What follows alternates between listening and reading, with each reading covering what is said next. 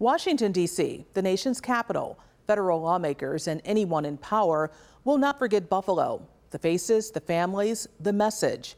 While there for hearings on gun violence, it became very clear that the victims and their families want something that they wished was truly abolished hundreds of years ago, eradicated.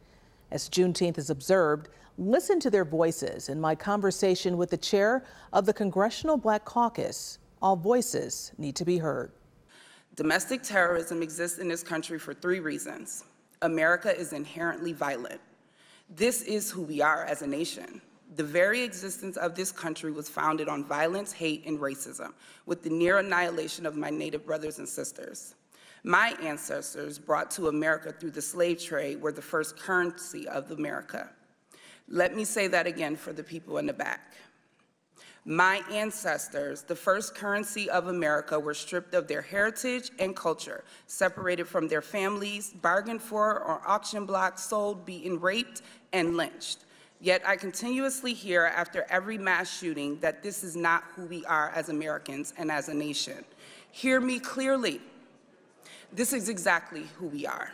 When you heard Zanetta speak earlier, she called out racism in America going all the way back to when African Americans were brought here. Racism still exists in America. We saw it here on January the 6th. We see it on the United States House floor when members of Congress espouse racist theories, when they talk about replacement theories in floor speeches, in campaign speeches. This is a real issue that we are dealing with. But we are prepared to continue to stand up and fight. And you are right, racism is not new, but that does not mean that it's correct. Majority of what I have learned about African American history, I did not learn until I went to college, and I had to choose those classes. Why is that? Why is African American history not a part of American history? African Americans built this country from the ground up. My ancestors' blood is embedded in the soil. We have to change the curriculum in schools across the country so that we may adequately educate our children. Reading about history is crucial to the future of this country. Learning about other cultures, ethnicities, and religions in schools should not be something that is up for debate. To America, we all have a responsibility.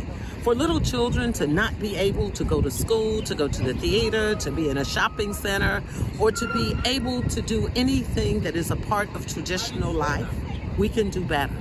When I think about this conspiracy replacement theory, when I think about white supremacy, when I think about these racial gestures from racist individuals, I go to the House floor.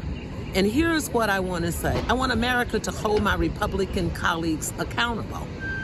I want them to be accountable. We know that there is not one answer, but I do know if we take these assault weapons off the street, it's at least one step.